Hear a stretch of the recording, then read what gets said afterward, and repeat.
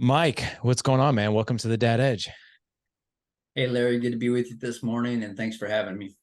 Well, I'm excited to talk to you. We're gonna talk about a plethora of different things. We're gonna talk about first of all your amazing book. I'm really excited to talk about that. I'm also excited to just dig into the experience that you have around being married for almost 30 years now, which is fantastic, and then being a dad now for 23 years to twins, a boy and a girl.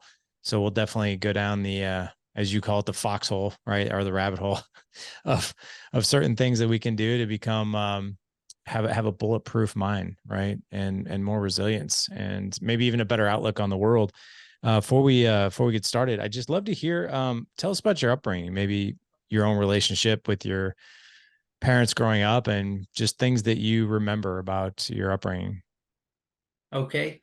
Um, I grew up in Arizona, and my dad was a pastor of a small church in the West Valley outside of Phoenix, and we had a big family. I was the oldest, and we grew up kind of poor, didn't know it, but we had parents that loved us. And one thing when you're talking about dads in the show, and I might relate to it a little bit later. Um, my last name wasn't always Baldwin. I was adopted as a young boy, and I was adopted by Richard Baldwin, who took me into his family. And his name, and the name now that I carry, I value it. It's part of my value statements. I value reputation and what my name means to others. And so my dad was a hard worker. He loved me. He loved my mom. He loved my brothers and sisters. And so I want to be that same type of man. And I grew up, went to high school, went off to college. I was studying to be a physical education teacher, a basketball coach is what I wanted to do. And out of college, I came back to Arizona, coached at a small Christian high school, coached basketball, thoroughly enjoyed it. Then I coached for a couple of years at a public high school. And one of the kids on my team, he had graduated, and he called me up, told me he was testing for Phoenix PD, Wow. and said, hey, coach, you should test. And I explained to him why I shouldn't be a police officer and why I shouldn't test. And he said, no, you'd be a good cop. And the rest is history. I started applying at several agencies in Arizona, and I got picked up by the Chandler Police Department, went through the academy with them, and graduated toward the top of my class. And I lateraled to another department in the West Valley, which was closer to our home, and especially as being that the kids were so young. And I worked for the Surprise Police Department, where I recently retired after 21 years of service. And I served in a number of roles in that job, all of which I enjoyed. I was a patrol officer, a field training officer. I was on our SWAT team for 8 years. Oh, wow. It was we didn't have the call volume to mandate a full-time team, so it was a part-time team, and you were called out, but that was a good training experience. I went to DEA, the Phoenix division, as a task force officer for 4 years, and I got to do some pretty cool stuff with the DEA. I served as a patrol sergeant, but the majority of my time and what I thoroughly enjoyed doing the best was being a detective. And I loved investigating crimes. I certainly loved talking to people and interviewing them. And I kind of developed my skills talking with folks. And I learned so much from the bad guys, so to speak. I would ask them questions, but about the crime, but then about other things as well. And I learned so much about other stuff happening in our city that I had no idea about. And I parlayed that into other cases and was very successful.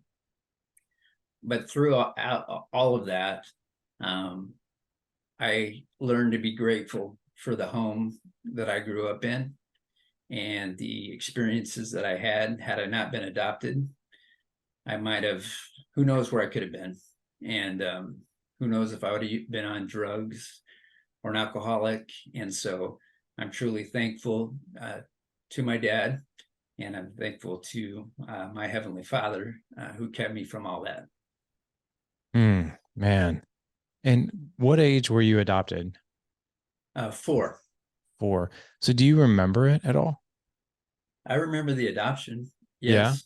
I And what do you remember going to a court, and it wasn't it was in the judge's chambers. Basically, now that I know, you're just sitting by his desk and he's saying, "Hey, do you want this man to be your dad?"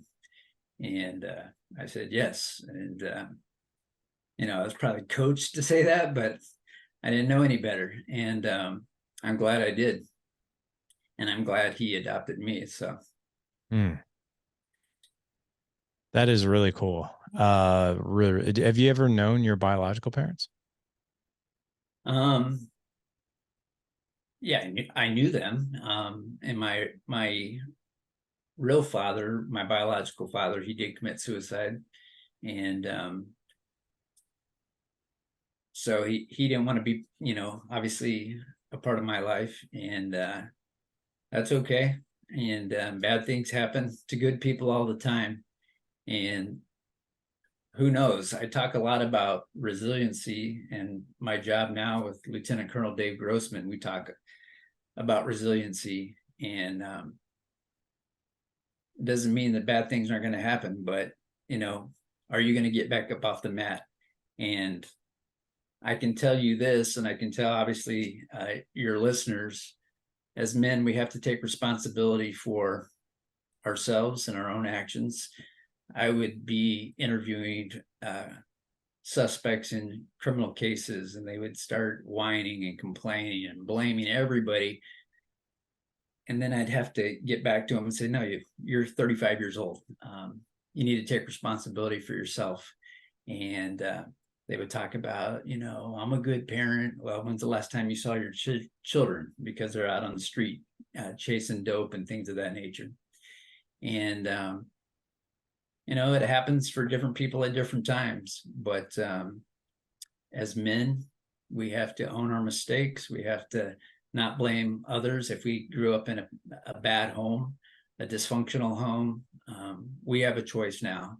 What Yeah. kind of men are we going to be? What kind of home are we going to have? What kind of husband or what kind of father are we going to be? And so that's what I would try to impress upon people from my own story. There's been we've had a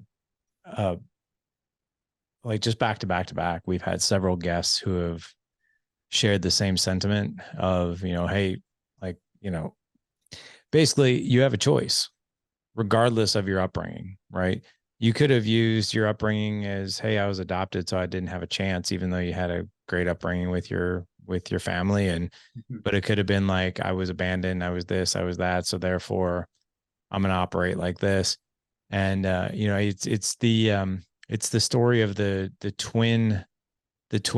men who were twins who were raised by an alcoholic father who was super abusive. One ended up in jail, a drug dealer, abuser, didn't have functional relationships.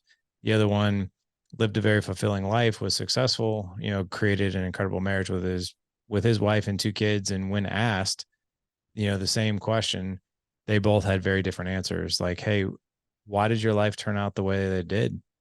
And both of them had pretty much identical answers. I didn't have a choice. My dad was an abusive alcoholic, so I had no choice in the matter. And one chose to lead a life that was fulfilling and chose to walk that path, and the other one chose to not break the pattern and just keep walking in the bad patterns. And one thing that we talk about in the community here lately is like we're very empathetic with guys, especially guys who do life with us. We're very compassionate. We meet them where they're at. But for the guys who continually stay on the sideline, that choose that path, that's your fault, because you have a choice. I'll give you a quick example of this. I always say that, you know, I don't get surprised anymore, Hmm. with stories and things that have happened to men, and no matter what, in parenting or self or growing up or marriage or whatever. We had a guy who joined our mastermind. It was probably a few months ago. Never showed up to any of the call teams, despite every effort of engaging this guy via email, giving him, nudges via text, and his we have a whole mentor team that helps connect and guide them to literally, it's the best way I can describe it is we lead that horse all the way to the water of their group coaching and their group that they're a part of, right? I mean, we literally do all the heavy lifting and basically virtually hold them by the hand to get there. Right. And I had this guy who joined a few months ago, never engaged. I connected with him live. This was actually last week. And I said, "Hey, what's going on here? Like, how can we help you?" And he literally said, he's like, he had this whole story of how he grew up.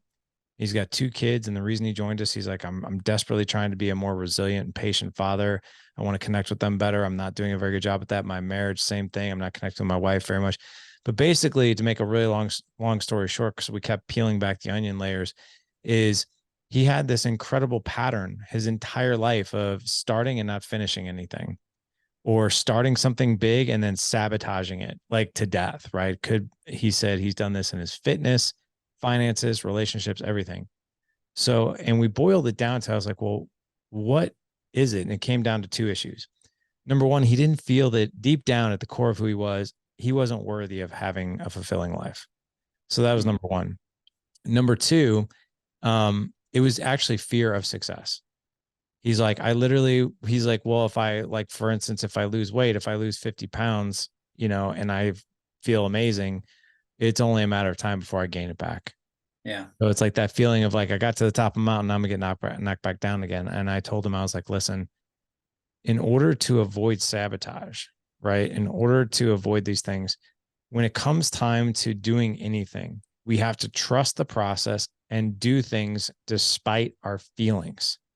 And I said a perfect example of that is fitness, or a good example of that is like church, right? Yeah. I could have those temptations of like, I really want to have this more fulfilling relationship with God, but I really want to sleep in on Sunday. And it's been a long week. I really don't feel like going. It'd be better if I had maybe coffee with my wife and whatever.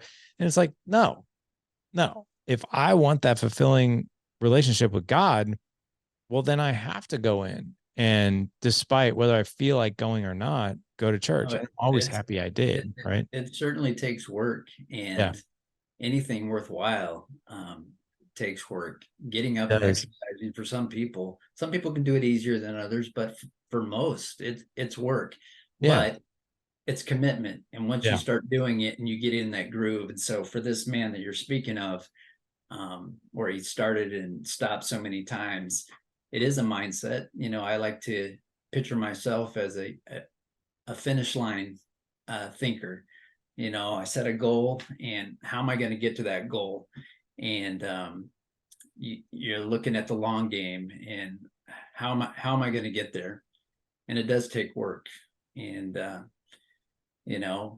marriages take work. They're not always perfect. Nope. And I think part of our issue nowadays is social media. We look at everybody else's life and how glamorous they have it. Well, they're posting the best photos um, of this and that, and we're trying to compete. And you know what? I look at that stuff, but I don't envy them. I'm happy with what God's given me, and it's a matter of contentment. But I have to get better each day. As a detective, I had to get better, especially when I was training guys. They had to, they would keep me on my toes because how did you get from point A to point B? And I would share the tricks of the trade with them. And then with my own children, um, yeah, there are times, I'm not proud of as a dad where I, failed. I said the wrong thing, or I didn't encourage them when I should have. Um, I loved him to death, and my love never faded.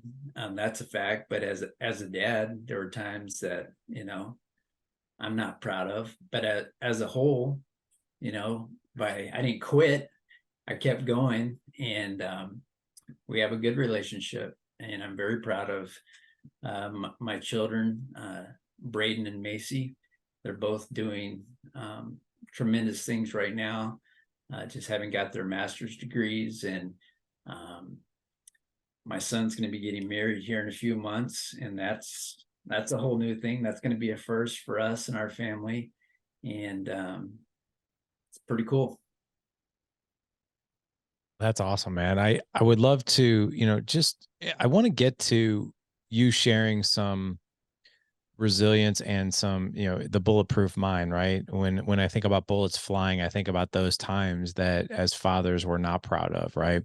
And we're never ever going to do this fatherhood thing flawlessly. In fact, I had a podcast guest on not too long ago. His very fascinating name. His name is Figs O'Sullivan. He's a licensed family therapist, and he's written a few books on parenting and relationships. And he said something on the podcast that it just allowed me to take a long breath of relief as it relates to being a better husband and father and all that. He said, the the connection and the trust and the stickiness of any relationship is actually not trying to, flawlessly execute the relationship without mistakes. He's like, it's actually in the repair. I was like, what do you mean by that? And he said, there's always going to be mistakes, whether it's you, your kids, your wife, friendships, whether it doesn't matter. He's like, the credibility and the connection, the stickiness is actually not in trying to, have these flawless relationships. It's actually in how you repair them when mistakes happen. And I was like, holy crap. Like, Yeah. that's amazing. It takes a lot of the pressure off. So I don't know. We can actually start with that if you want, as far as resilience goes and having this bulletproof mind as far as relationship goes, or we can save it to the end. I'll leave it up to you. No, I think a couple thoughts came to mind initially, just with my sports background. Um, I have a master's degree in losing. I probably lost more games than I won. Um, but the losses, I didn't quit.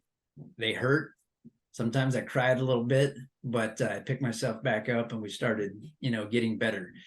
Um, but when we won, then that made the winning so much more enjoyable.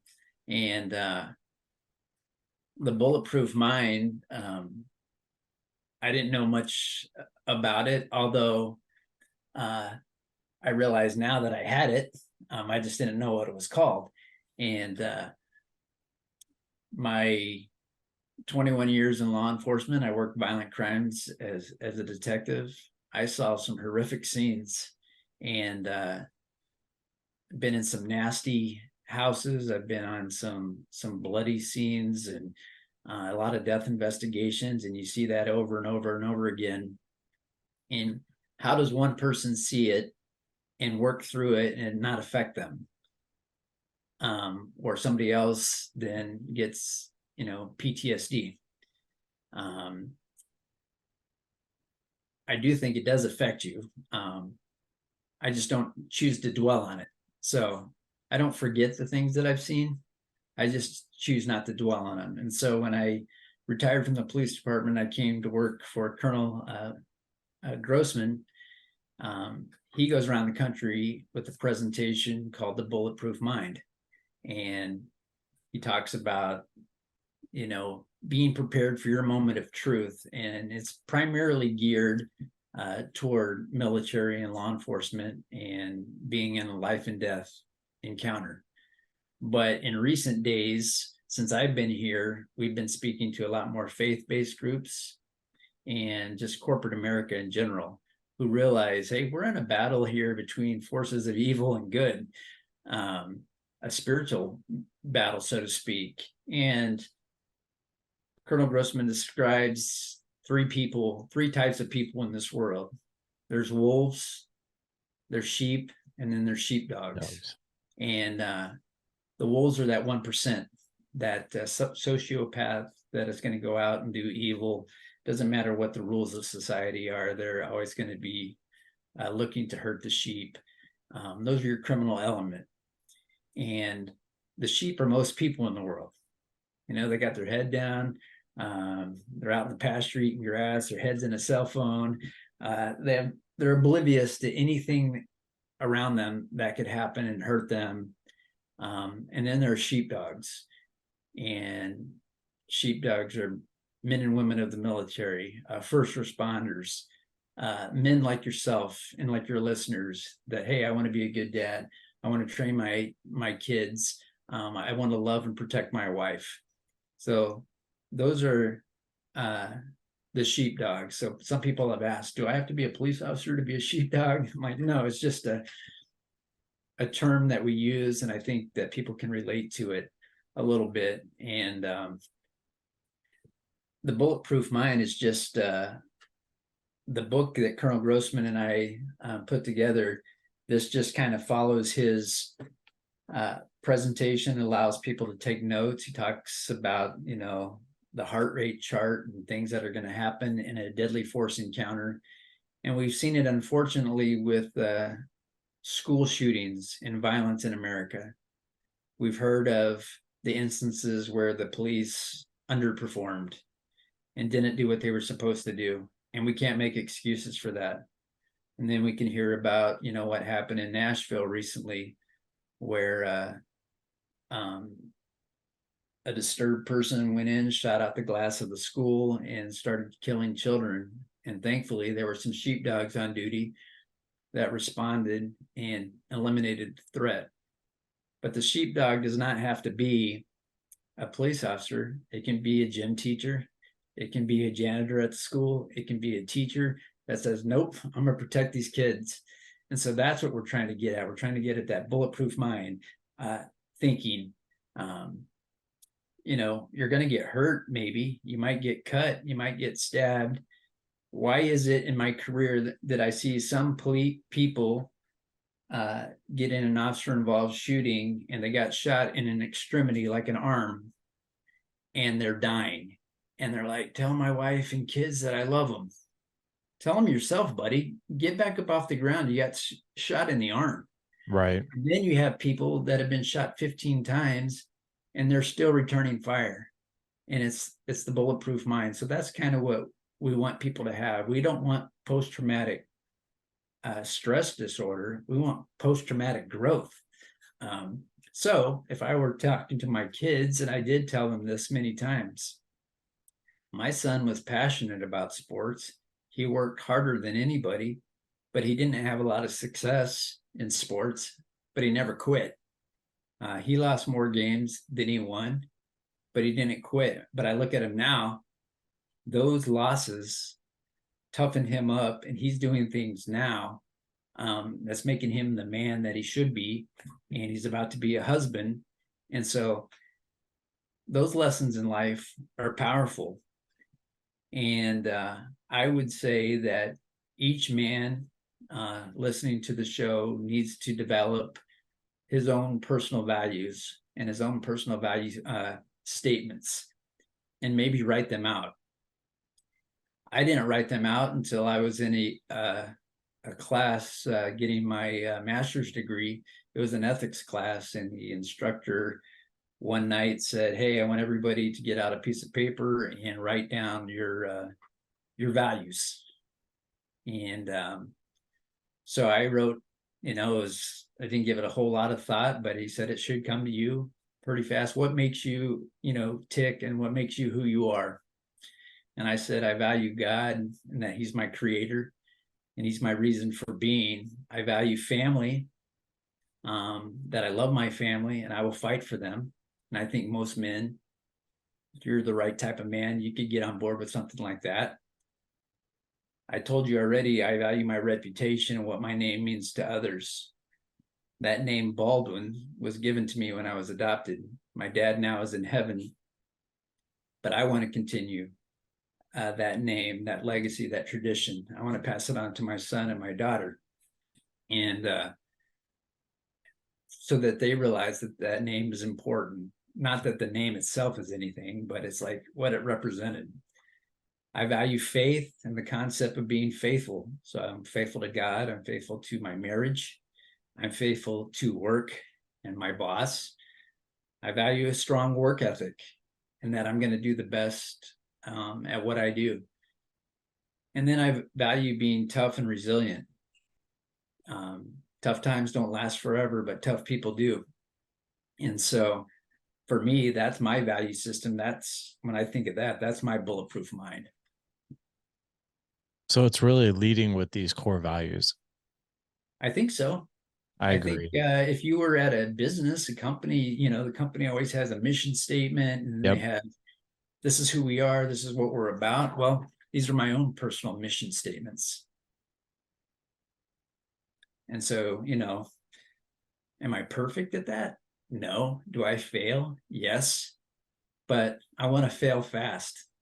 I want to, okay, realize I'm making a mistake. I'm going down the wrong path and change it immediately, not continue.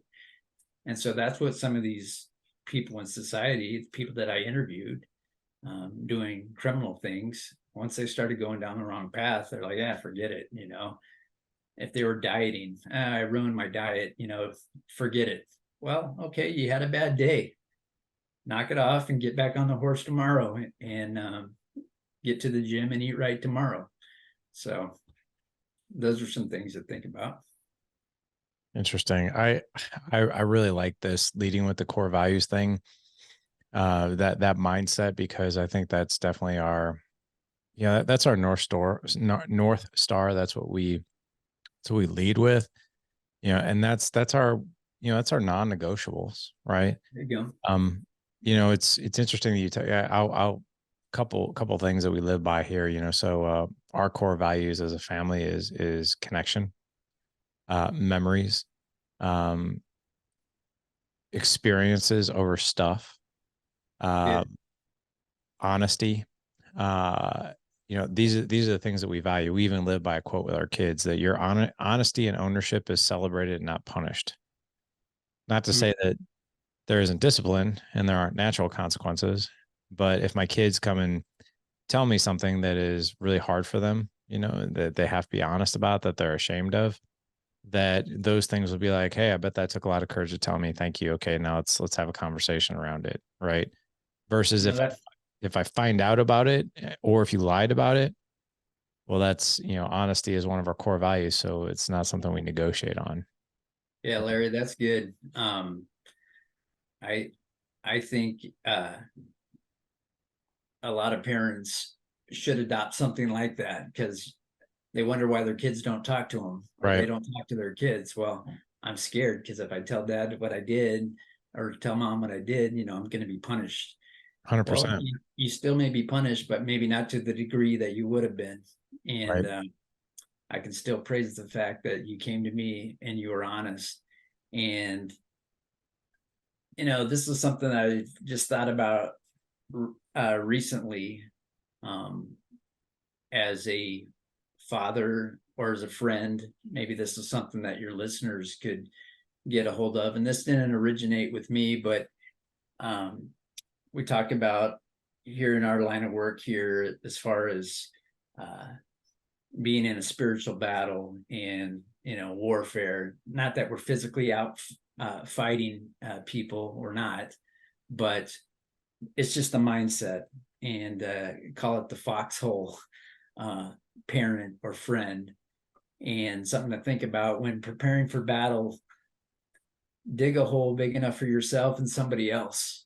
Um, because the Bible even talks about in Ecclesiastes chapter 4, two are better than one. If one falls down, it's better that two people be there because he can pick his brother up. Um, and a threefold cord is not so easily broken. And so um,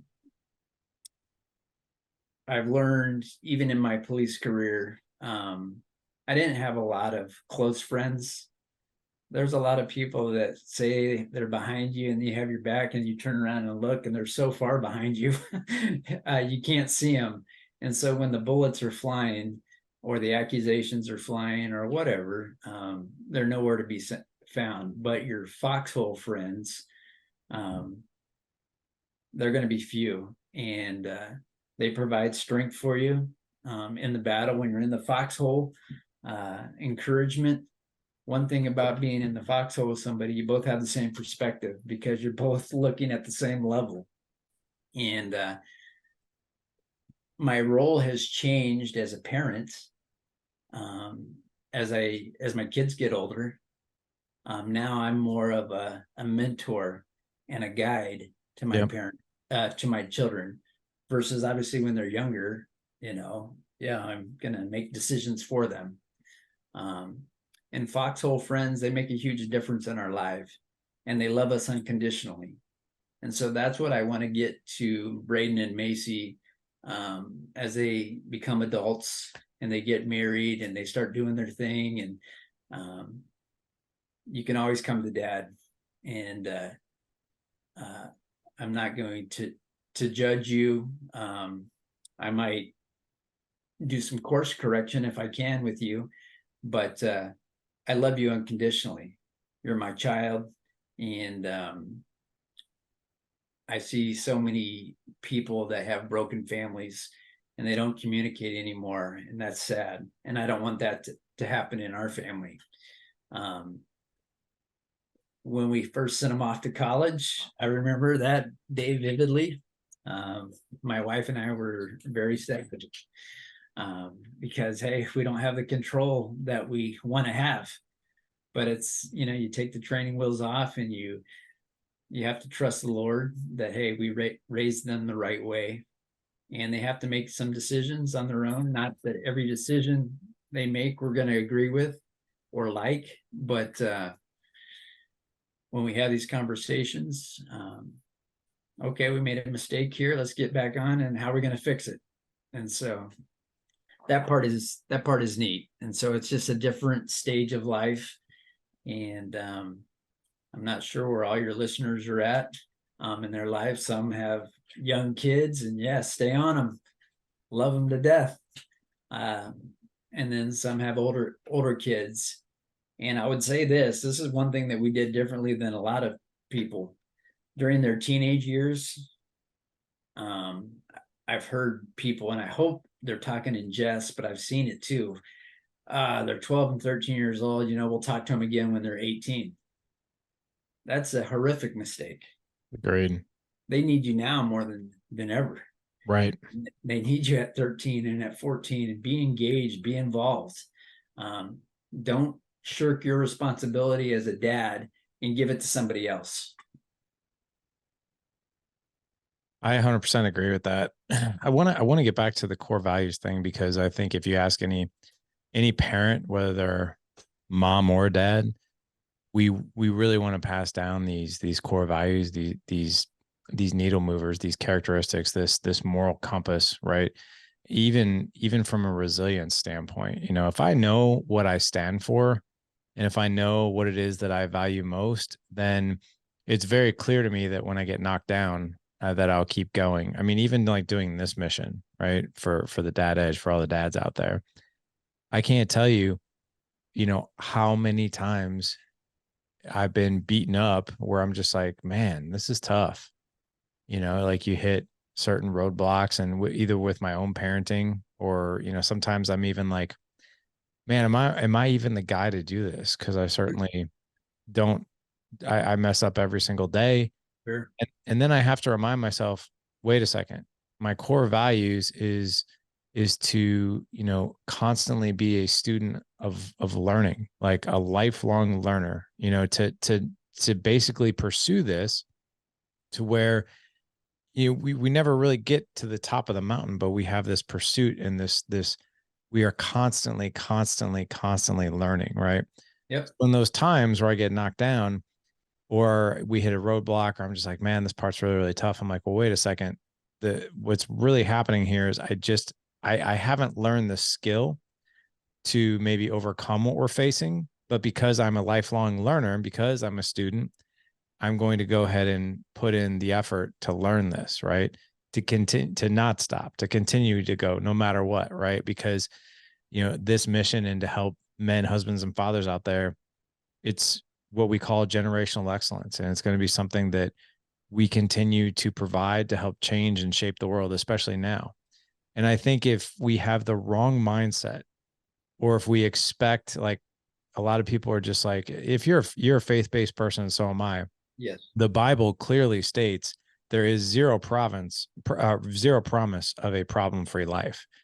There's zero promise of a pain-free life. That's right. What we truly need to pray for is not an easy life, right? But to have the strength to keep going when things are knocking us down. But I would love Right. for you to maybe talk a little bit to that angle of this as well.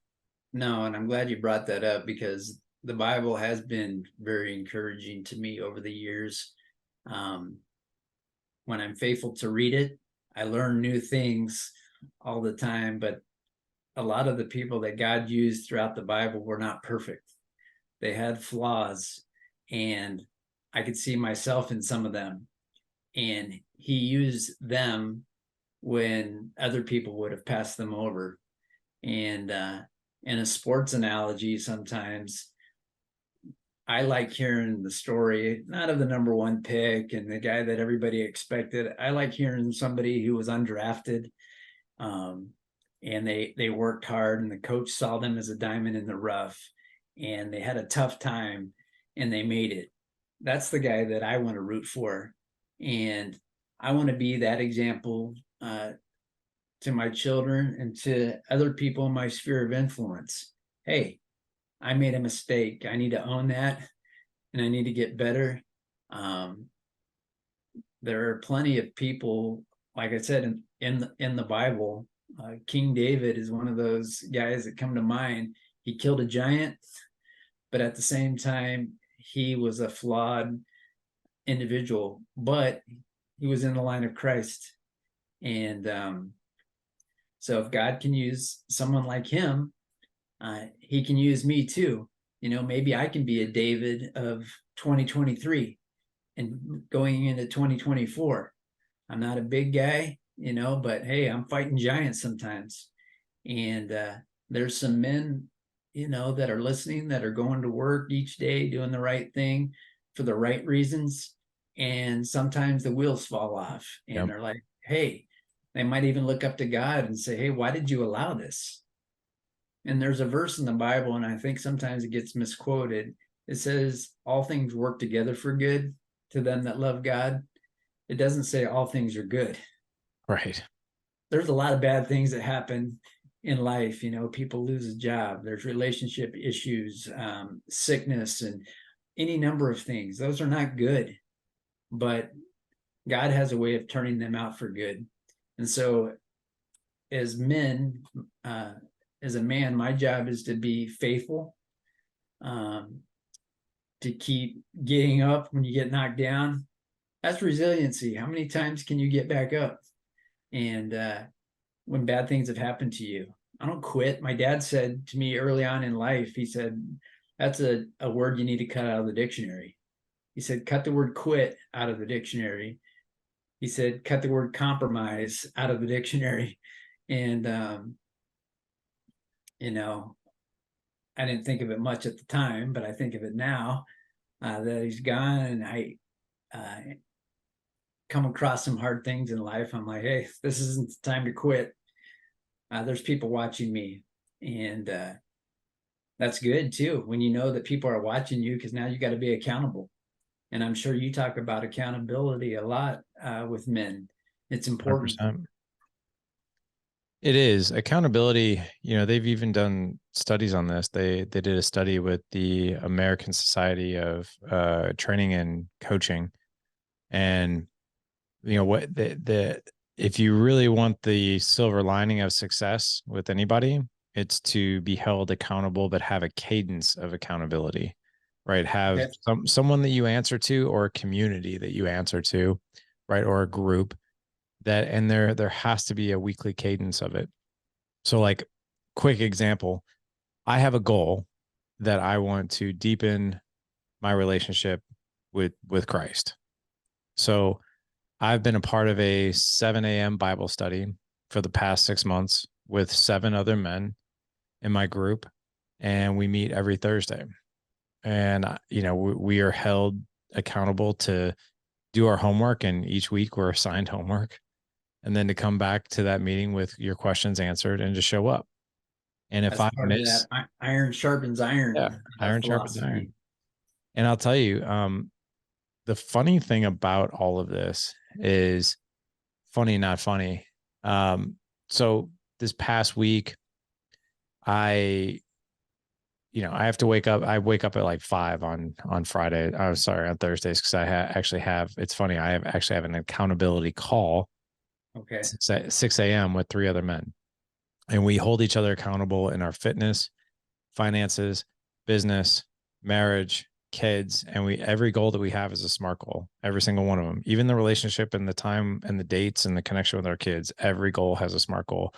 So I have to report in with those guys every single week. And they're actually 3 of my other coaches that we lead in what we call Data Edge Business Accelerator, which is our business owner mastermind. So all of us have goals. We've all been held accountable. And here's the funny thing is we are all, I'm actually looking at my list of goals right here on this wall as we're recording. And there's 11 of them, and 10 out of 11 as of the month of July will be accomplished, Awesome. which is great. So, but here's where things kind of fall off the rails, right? Like with my faith, and being a part of the Bible study. So this past week, I had a kind of a snag with my sleep. I just could not sleep for like a few nights, and I was sleeping, but just really terribly in minimal hours. And I'm Yeah. like, it's like, man, I really don't feel like getting up this past week. I think I'm just gonna cancel. And I was like, wait a second. If I cancel, these guys are gonna reach out to me. I've been held accountable to have my homework done and to show up. And if I don't do that, I know there's 6 other guys that are going to be sitting there waiting for me.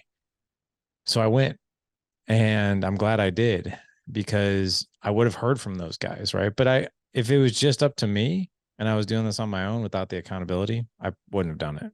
Oh yeah, we can easily talk ourselves out of Yeah. stuff. I've done that many times.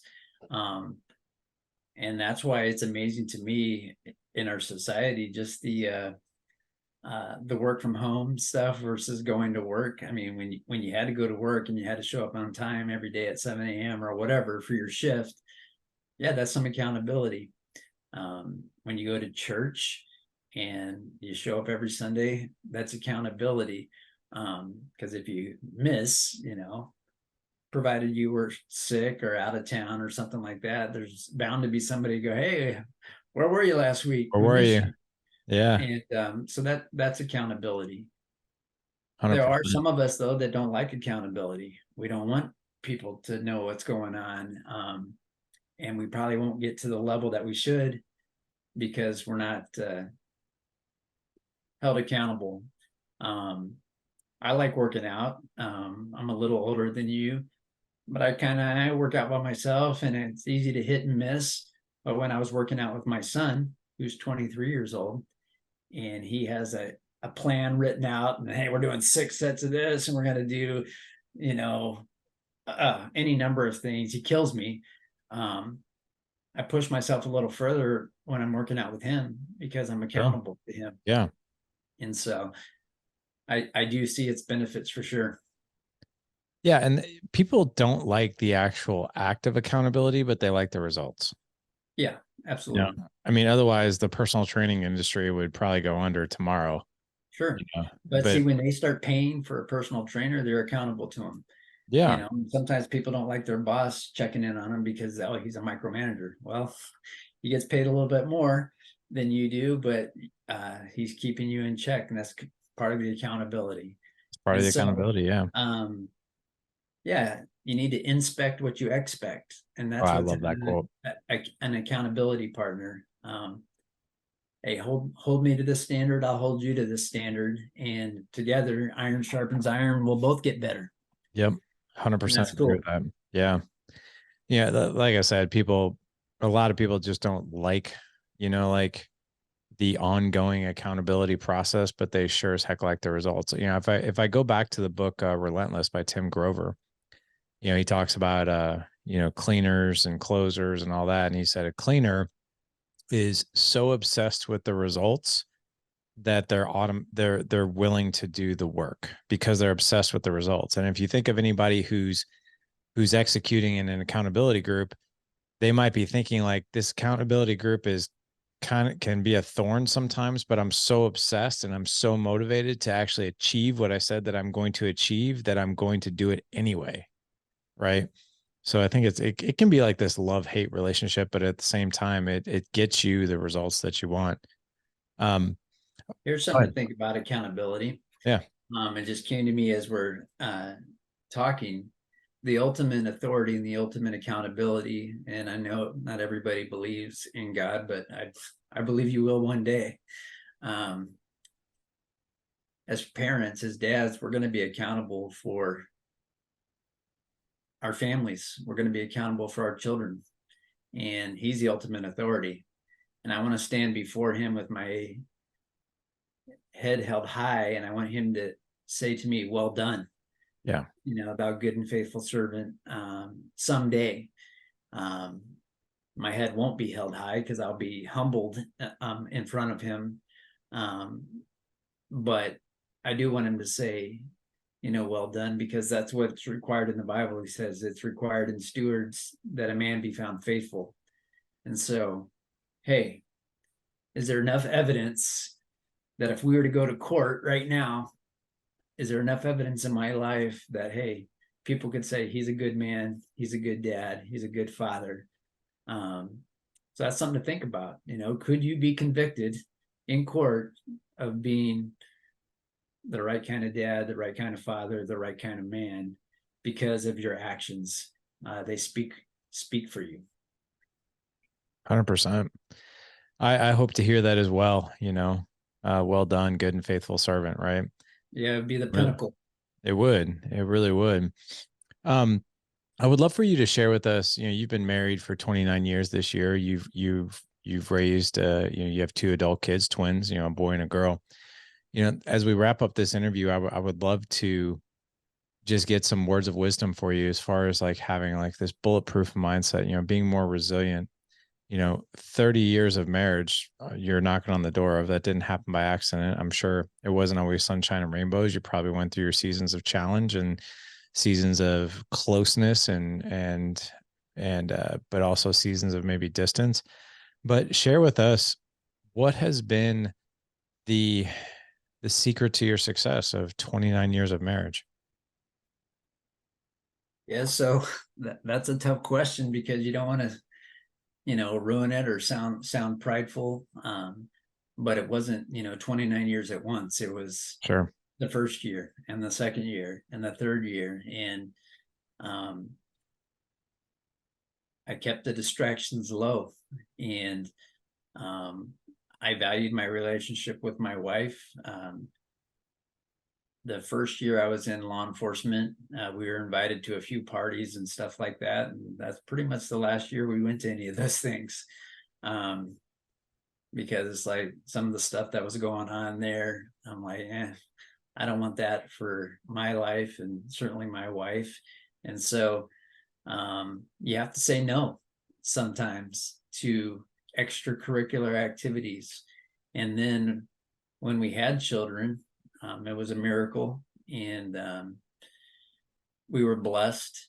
And to have two at once, that changed our lives immediately. And then boy and girl, I felt like, hey, God blessed us. And I wanted to be the right kind of man and father. And my police career was big for me, and I worked a lot of graveyard shifts. So um, those were probably the years of my wife doing all the legwork and holding the family together, because I was sleeping during most of the days, and she was doing the work raising the kids.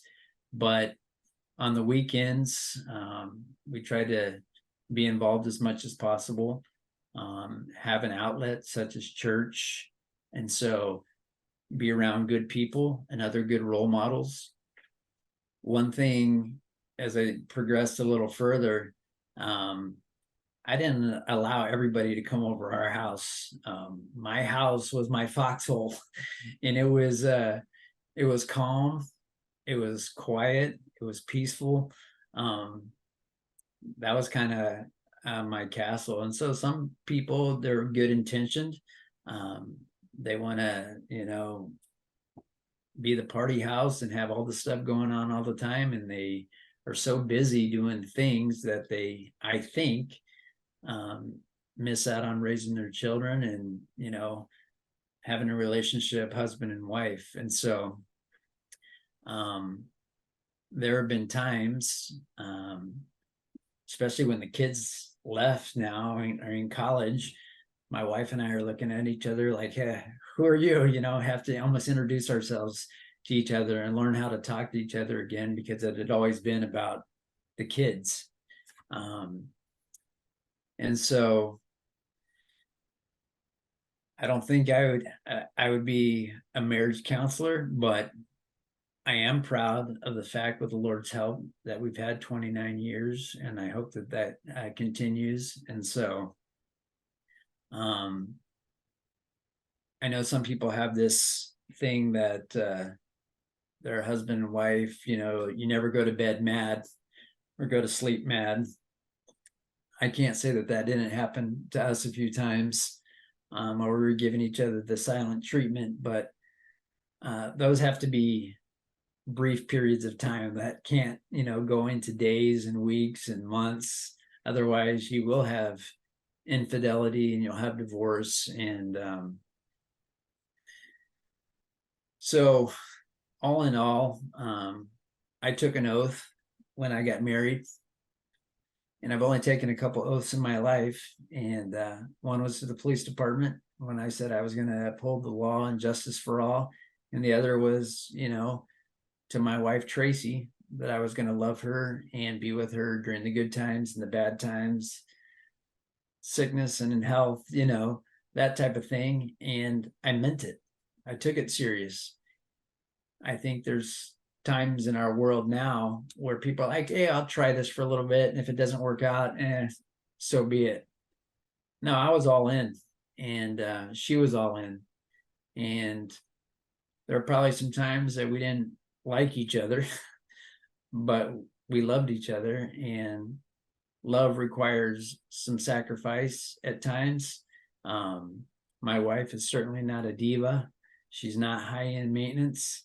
And so she's been good for me because I haven't had to keep up with, everybody, what's going on in the world and what's going on with this person's life. And, oh, they had a better vacation than us, or better anniversary dinner and stuff. It's like, no, we're very content with our little lives, and we're content with each other. And I think as we get further into it, I love her more today than I did even then.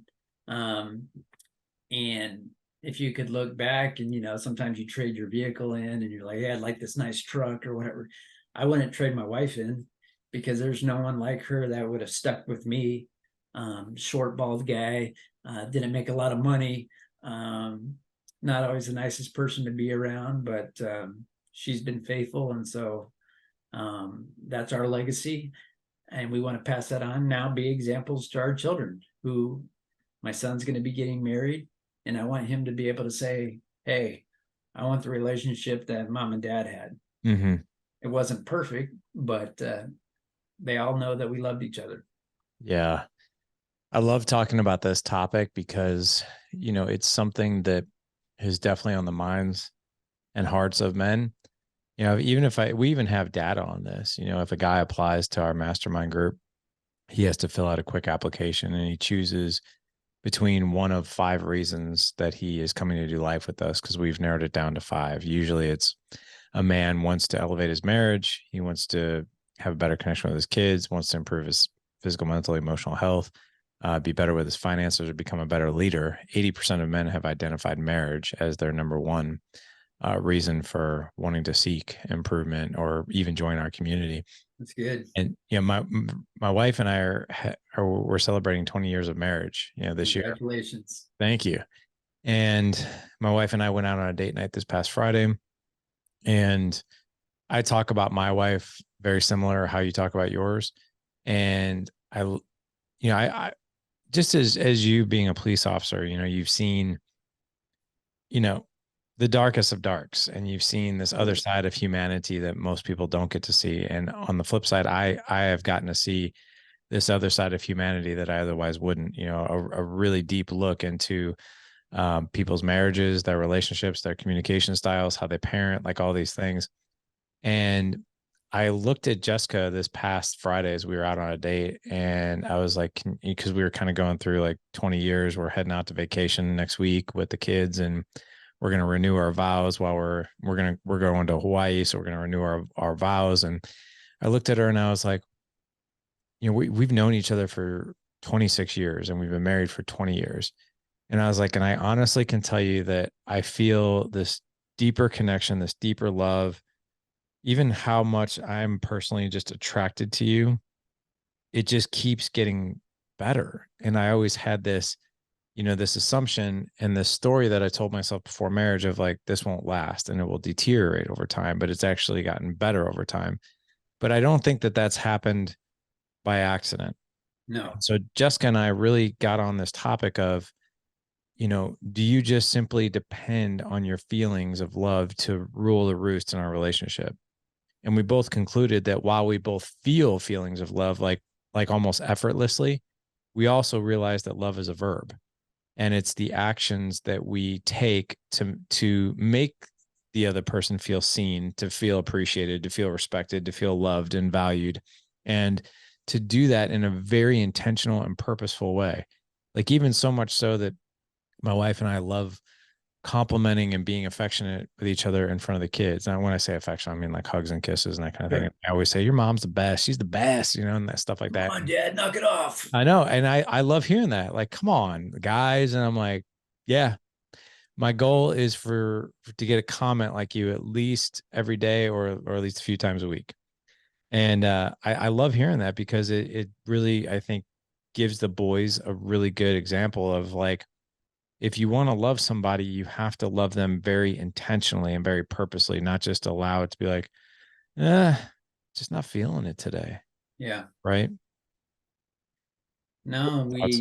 we have the example of our Heavenly Father who loves us unconditionally. True. Um, we're not perfect. We make mistakes, but he still loves us. Right. So your spouse is not perfect, um, makes mistakes, but you love her. Um, I show my wife love today by showing up for work.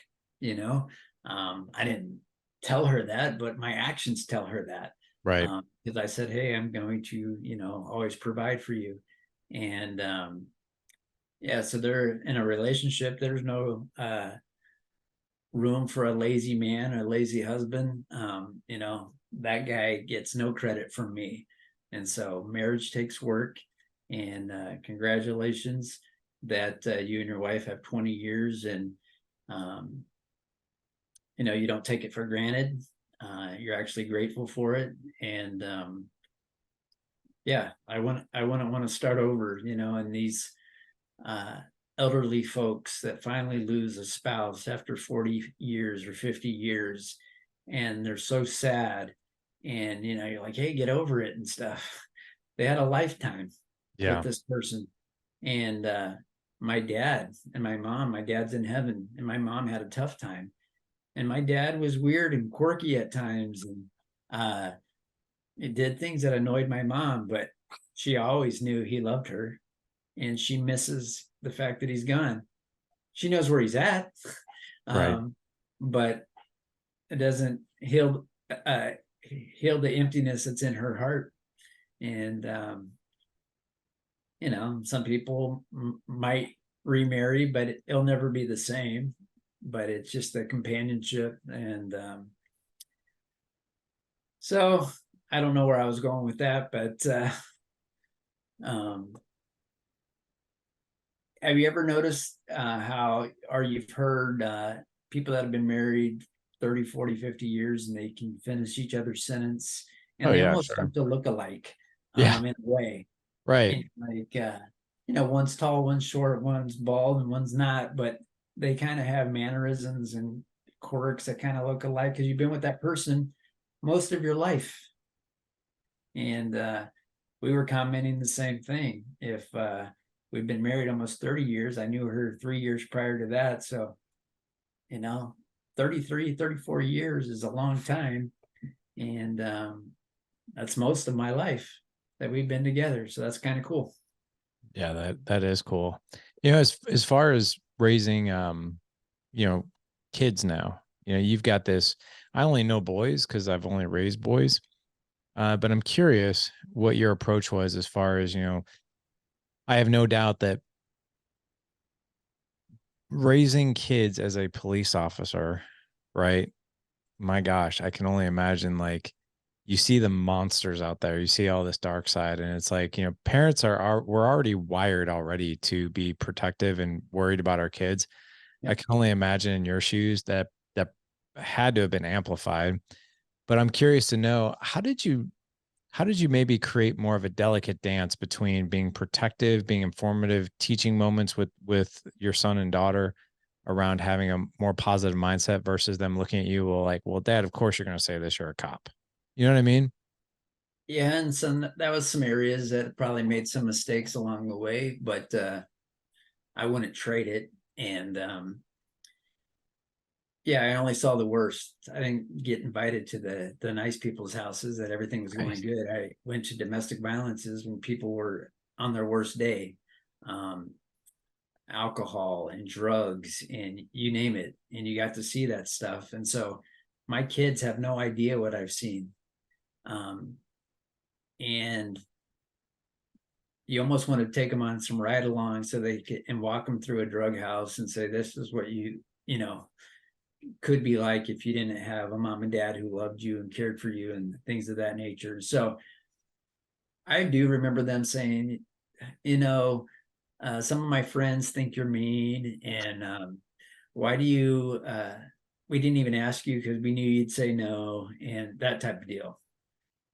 Well, I didn't realize it, but I have this kind of stern look sometimes, and their friends did think I was mean because there wasn't a whole lot to smile about sometimes after coming home from work. And then so the job did change you to a degree.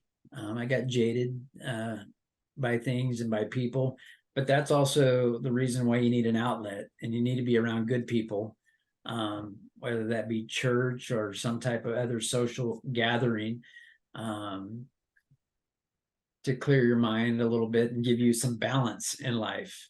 But I told my kids, hey, I don't care about, what Mr. and Mrs. So and so do with their kids. Their last name's not Baldwin, and this is what we're going to do in this house. And I've seen some things. You're just going to have to trust me. I'm here to protect you.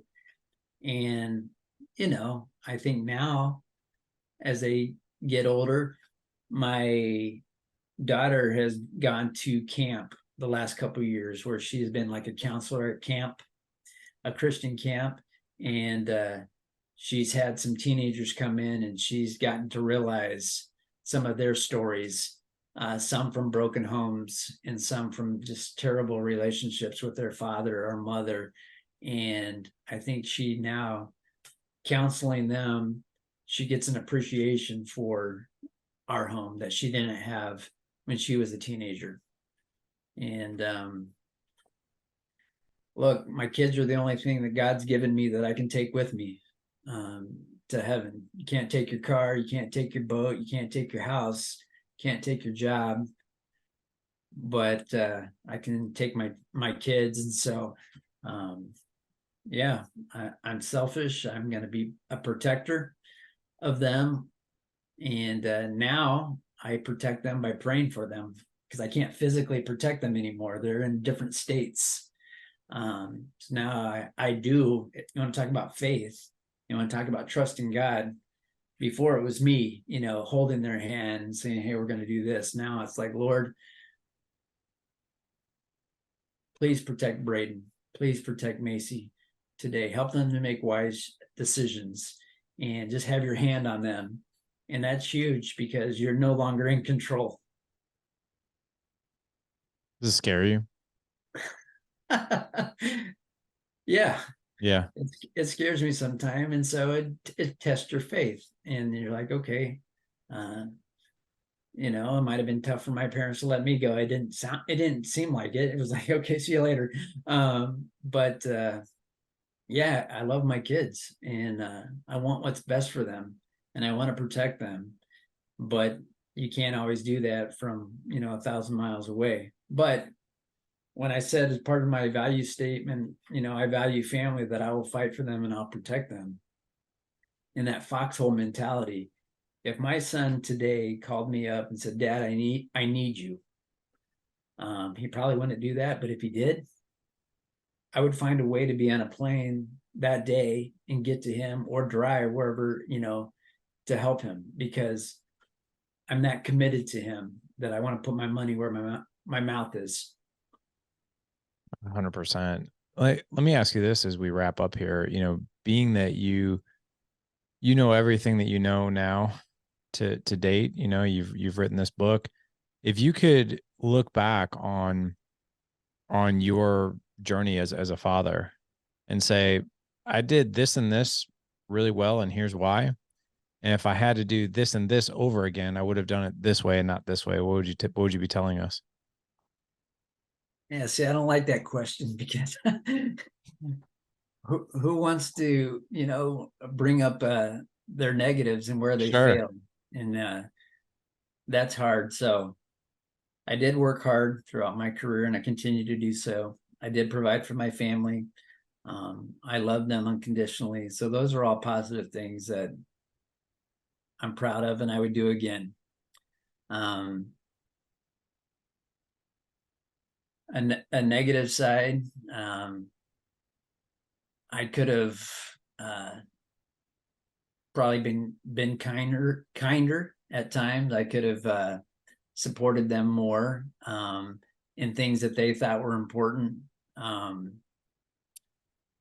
Sports, they had a tough high school career, playing sports, and things didn't always work out the way that they wanted it to. And then from my experience of being a basketball coach, I had envisioned, how things were going to go to a certain degree. So I could have been a little bit more patient with my son and daughter. We all learn at different speeds and levels, and we all knew that people weren't going to the NBA or anything like that. I probably could have told them, I did tell them, but I could have told them more that I love them. Um, Sometimes you think that you don't have to, because your actions, hey, I'm doing this and that, I'm providing for you, I'm working hard for you. You have this beautiful house that you live in. But uh, my daughter, Macy, she's not a real big hugger. Um, I should have hugged her even more, even if she didn't like it, and tell her, "Hey, Dad loves you," and don't let her go until she hugs me back.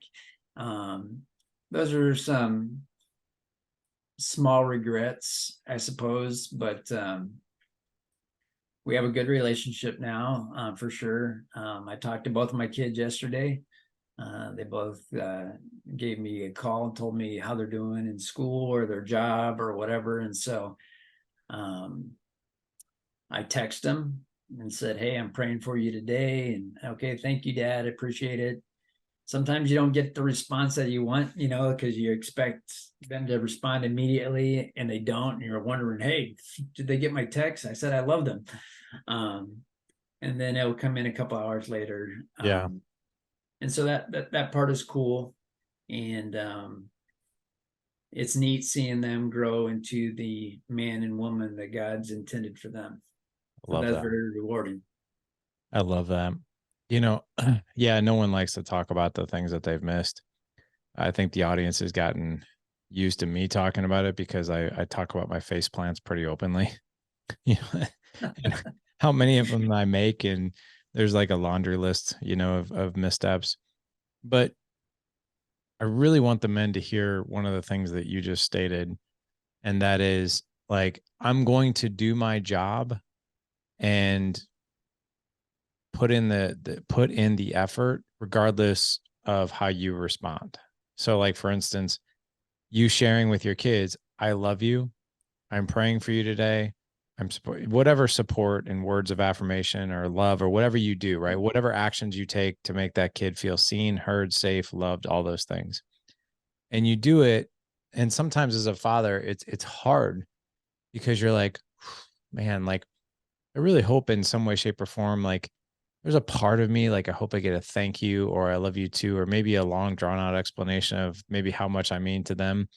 But I also remember like for me that rarely happens. Like really, if ever. Like my 15-year-old is pretty stoic and he's talkative when he wants to be, but he's also quiet, and introverted, kind of like my wife. And he's not a gusher when it comes to like, feelings or words or that kind of thing. Sure. But he did put, and just every now and again, like I think we have to release expectation from our kids that they're going to fill our cup. But Yeah. it's insanely important that I continue to fill his without, because that's my job, without the expectation that I'm not going to put that on him, right? And as parents, some of us, that's hard for us. It's like, man, I'm doing so much work here. I'm doing this. I'm doing this. I just want my kid to appreciate it. And I think that that's not really necessarily on our kids' radar. And my 15-year-old, he gave me this Father's Day card that literally like brought a tear to my eye. And I was like, holy crap. Like, cause all these things that like he appreciates about our relationship, I really didn't know that he felt that way because he's not outspoken about it, but he put it in this card. And I was like, wow, he sees a lot more than I thought. So I just want to remind men, it's our job and it's our duty to do the actions, to take the actions, to really show our kids how we feel about them without the expectation that they're going to give it back. Because quite frankly, they could really appreciate it, they could love it, but they're not going to openly tell us about it. And if they do, it might be here and there. It might not be very often, but it's still there. Yeah. And that was a strong reminder of like, wow, my son really does see these things, even though I might only hear about it like once a year, if that sometimes. And that's okay. But it's what's most important is I keep doing this. I keep trusting that process and keep adhering to that discipline of like, I'm going to do this without the expectation that this, or this will hopefully happen. Right. You just got to like let all that go. Yeah. So you love relentlessly, you love unconditionally. Yep.